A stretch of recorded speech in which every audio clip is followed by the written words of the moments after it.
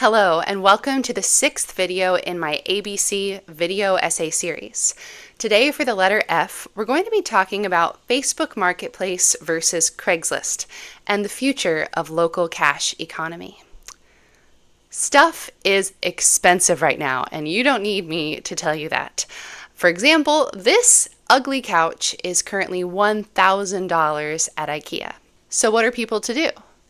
You can buy junk from megastores, but it's junk. It's going to fall apart, and even though it's cheaply made, it's not cheap to buy.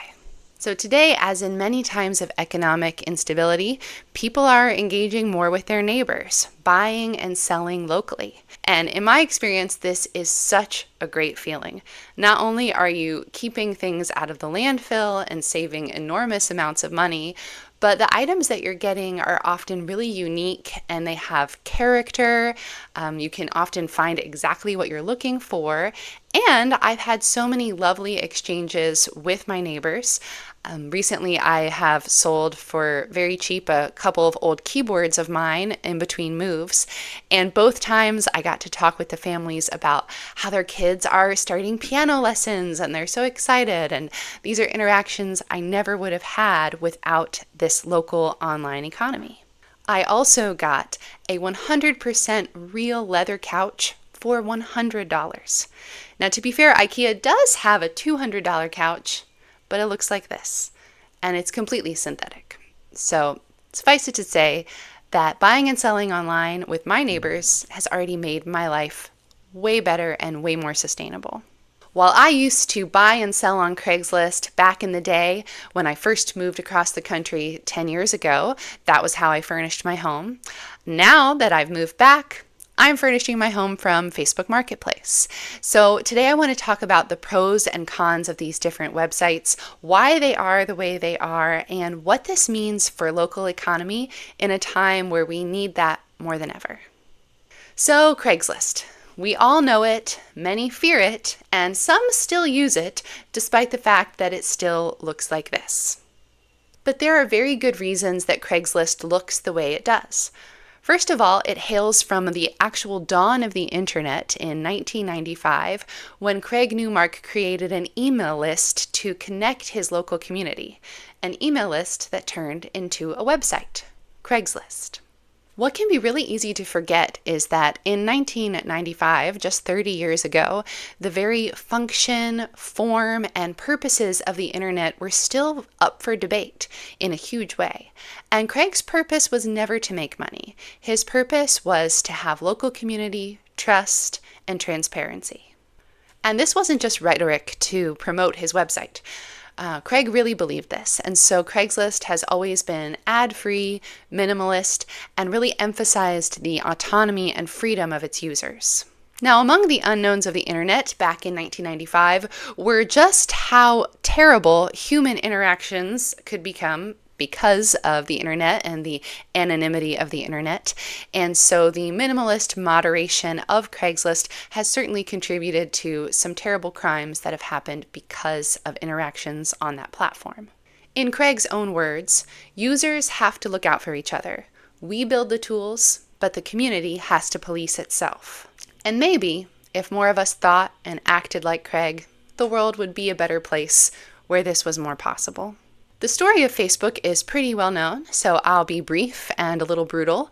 Mark Zuckerberg started Facebook in 2004 while he was at Harvard, and it was later leaked that Zuckerberg stated, "Yeah, so if you ever need info about anyone at Harvard, just ask. I have over 4,000 emails, photos, addresses, SNS. People just submitted it. I don't know why. They trust me, dumb ducks."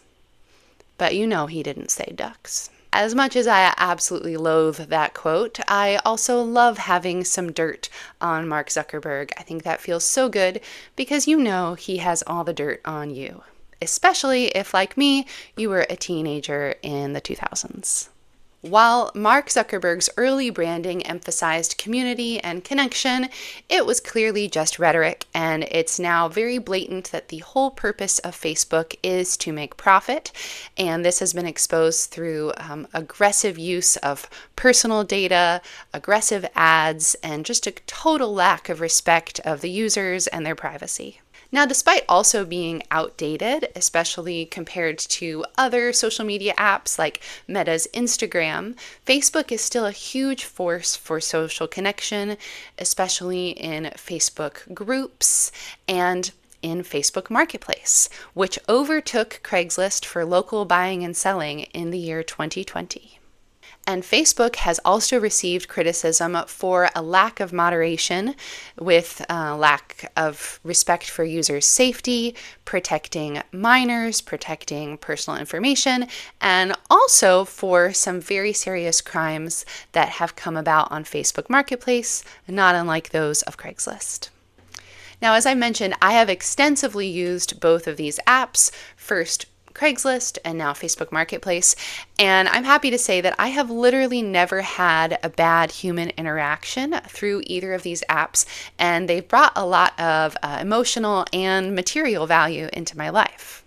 But I started making this video because a lot of the people I'm currently buying and selling with are saying that they're so glad Facebook has taken over from Craigslist because it's so much better. And people are really happy with the interface of Facebook compared to Craigslist that I've talked to, and especially they feel an added sense of security.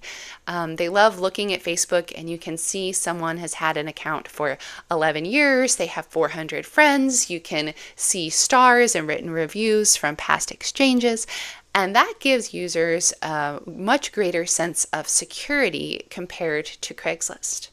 But does this security have a hidden cost? We all know that Meta steals and uses our data. It's a well-known fact. And so what are they going to do with all of this data, all of these records on what we are buying and selling with our neighbors? Should we really be putting our local cash economy that so many working class and poor people are relying on into the hands of a proved heartless billionaire? I certainly don't trust him. And I, like many people in my generation, have already felt a sense of loss from Facebook. When I was a teenager, I stopped writing down friends' phone numbers, I stopped saving photos to my device, and I even stopped remembering friends' birthdays. Why did I need to? Facebook had all of that information stored for me with convenient yearly reminders. But now that information has started to disappear, as many people are understandably leaving this app due to the privacy violations, the behavior of Zuckerberg, and just the continued evolution of the internet with different platforms. Personally, I would love to delete my Facebook account, but Facebook Marketplace is one of the biggest reasons that I stay. I quite literally need to buy things on this app, especially as a low-income mom. I rely on it to make my life work.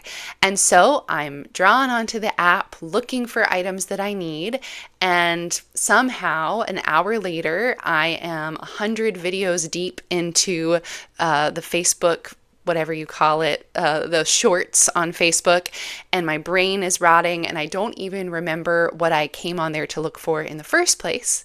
And even if I do stay on the Marketplace app page, it's full of ads that are redirecting me to websites to buy things from corporations, instead of just simply being able to go on and look for what I need and engage in local economy. And this shows how Facebook is never prioritizing the user's experience. So instead of allowing me to simply buy and sell, my attention is being pulled into watch time that's making money for Meta, or into shopping online, which is the last thing that I need to be doing. So while Facebook offers some convenience and a sense of security, it puts at risk the very things that Craig prized most: local community and individual autonomy. Zuckerberg's political connections are also all too clear, and he and his oligarch friends benefit directly from sabotaging local community, local economy, and even our individual attention. And this is taking over local communities as businesses are shutting down, and even our very homes are invaded by the force of attention that these devices command from our brains, right? Obviously, we can use our willpower to turn them off, but they are quite literally designed to work against that, against the interest of the individual and for the interest of corporations. These days, almost everything that we do inside and outside of our homes is passing through the hands of mega corporations and mega banks that are profiting off of everything that we do. And for many of us, buying and selling locally at a farmer's market or on Facebook Marketplace is the only time we even handle cash anymore.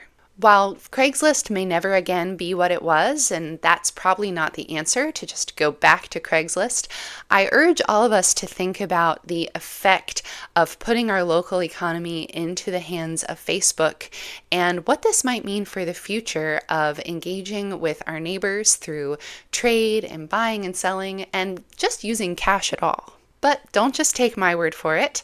I would love to hear from you and encourage a conversation in the comments. What have your experiences been on Facebook Marketplace versus Craigslist? What do you think about the two apps? And what are your thoughts about the future of our local cash economies? And if you have enjoyed this video, please subscribe to our channel, The Unenlightened Generalists, and you can also find a link to my ABC video playlist in the description below, and you can save the playlist to keep a lookout for the letter G, which will be coming your way soon. Thank you so much. Happy local buying and selling, and I hope you have a lovely day. Bye.